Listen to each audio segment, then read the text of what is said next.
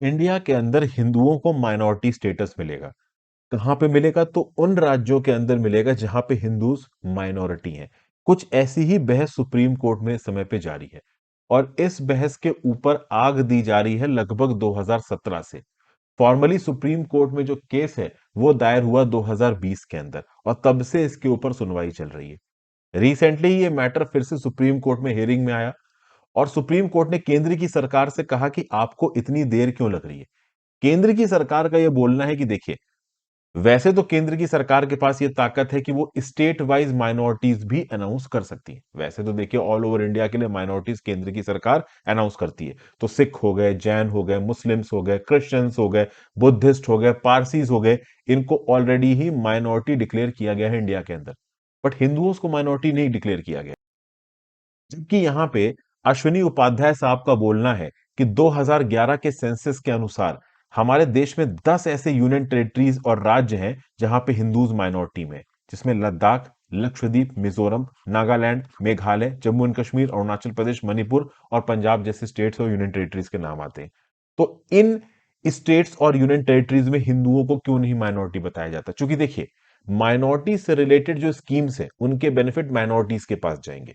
तो जो designated minorities है, जैसे कि मुस्लिम्स हो गए, क्रिश्चियंस हो गए, पारसीज हो गए, सिख हो गए, इनके पास माइनॉरिटी का बेनिफिट जाएगा। लेकिन पंजाब के अंदर सिख्स माइनॉरिटी नहीं है, जम्मू एंड कश्मीर के अंदर मुस्लिम्स माइनॉरिटी नहीं है, वहां पे हिंदूज माइनॉरिटी में आ जाते हैं। तो जो माइनॉरिटी से रिलेटेड स्कीम है उसका बेनिफिट भी जम्मू एंड कश्मीर में हिंदुओं को ना मिलके मुस्लिम्स को मिलेगा, पंजाब के अंदर हिंदुओं को ना मिलके सिखों को मिलेगा। तो इस कंटेक्स्ट में सुप्रीम कोर्ट में यह बहस जारी है कि वो राज्य जहां पे हिंदू माइनॉरिटी में है उनको माइनॉरिटी स्कीम्स का बेनिफिट मिलना चाहिए। और इसके लिए 2017 में अश्विनी उपाध्याय साहब गए थे, कहां पे? सुप्रीम कोर्ट के पास। और उन्होंने बोला था कि ये भाई एनसीएमईआई जो एक्ट है, अब ये क्या है? तो ये है national commission on minority educational institutions. इस पर्टिकुलर इंस्टीट्यूशन को नवंबर 2004 में एक ऑर्डिनेंस के थ्रू बनाया गया था, बाद में एक एक्ट के थ्रू, जिसको बोला गया NCMEI act, national commission on minority educational act. 2005 जनवरी 2005 में नोटिफाई करके इस पर्टिकुलर कमीशन को बना दिया गया, जिसका काम यह था कि माइनॉरिटीज के रिस्पेक्ट में एजुकेशनल इंस्टीट्यूशंस को एस्टैब्लिश करना, एडमिनिस्टर करना। एक क्वासी जुडिशियल बॉडी है, इसके पास सिविल कोर्ट्स की पावर है। इस पर्टिकुलर बॉडी ने अगर कोई जजमेंट दिया है तो उसको एक जुडिशियल कैरेक्टर माना जाएगा और उस जजमेंट के अगेंस्ट जो केस है उसकी सुनवाई केवल हाई कोर्ट कर सकता है, सुप्रीम कोर्ट कर सकता है।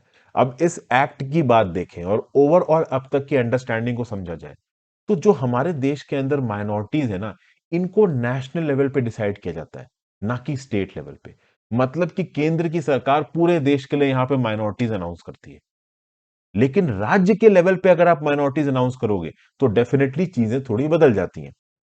और इसमें एक पर्टिकुलर सुप्रीम कोर्ट का जजमेंट है जिसका नाम है टीएमए पाई फाउंडेशन केस। यहां पे 11 जज की सुप्रीम कोर्ट की जो बेंच थी उसने ये 2002 में रूलिंग दी कि ये जो लॉजिक है कि पंजाब स्टेट के अंदर जो हिंदूज हैं वो माइनॉरिटी हैं, तो उनको माइनॉरिटी का दर्जा नहीं मिलेगा। पंजाब के अंदर 50% से ज्यादा आबादी सिखों की है, हिंदुओं की आबादी 50% से कम है।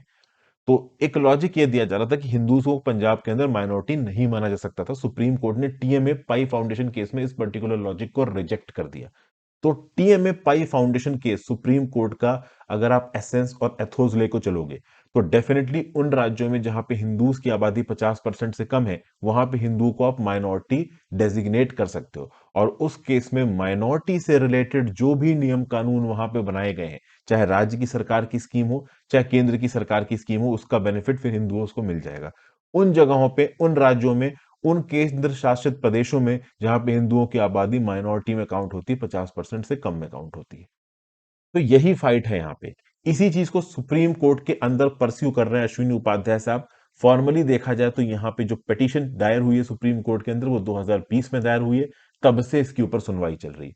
और रिसेंटली सुप्रीम कोर्ट ने एक एफिडेविट यहाँ पे फाइल किया, सॉरी, केंद्र की सरकार ने सुप्रीम कोर्ट में एक एफिडेविट फाइल किया और केंद्र की सरकार ने बोला कि देखिए साहब, हम डेफिनेटली स्टेट वाइज माइनॉरिटीज भी अनाउंस कर सकते हैं, लेकिन फिर उसमें बवाल मच जाएगा।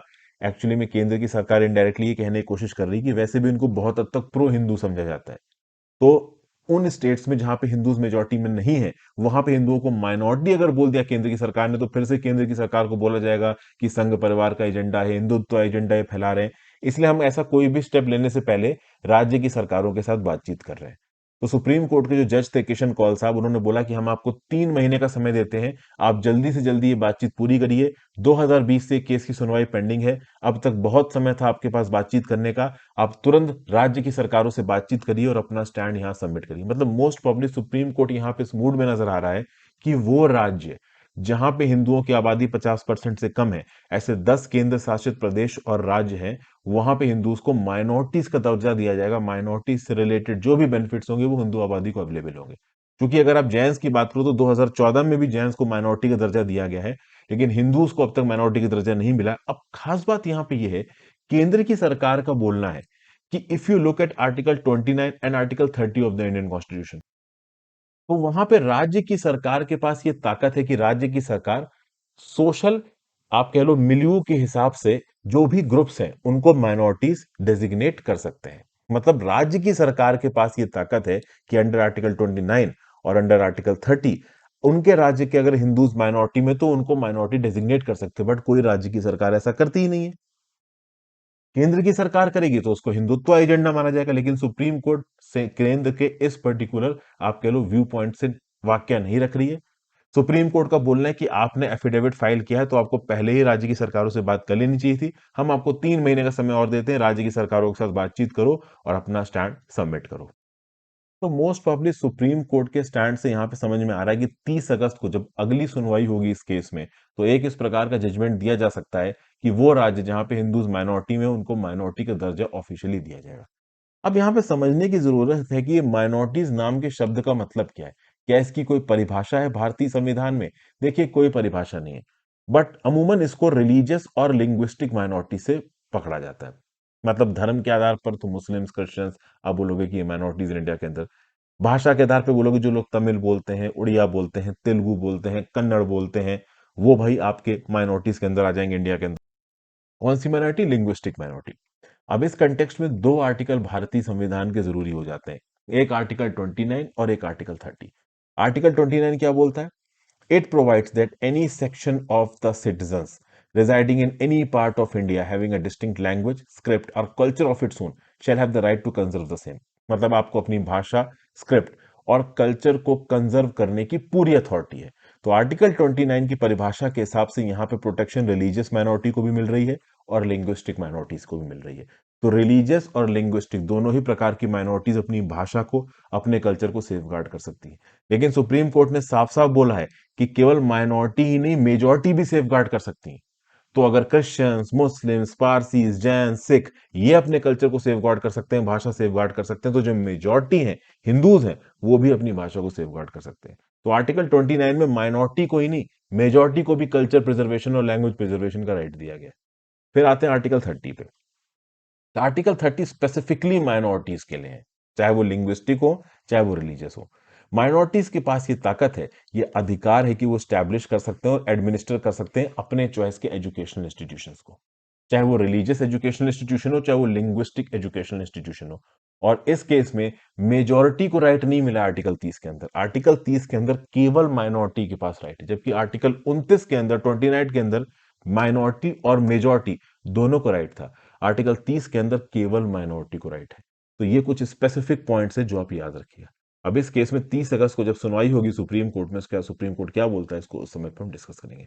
आई होप आपको यहाँ पे जो रेलेवेंट फैक्ट्स हैं समझ में आ गए होंगे। वीडियो को लाइक और शेयर करके जाइएगा, इंस्टाग्राम पे फॉलो कर लीजिए, टेलीग्राम पे ज्वाइन कर लीजिए, हो सके तो ज्वाइन और सुपर थैंक्स दबा के हेल्प करें। Have a great day friends, goodbye, ध्यान रखिए।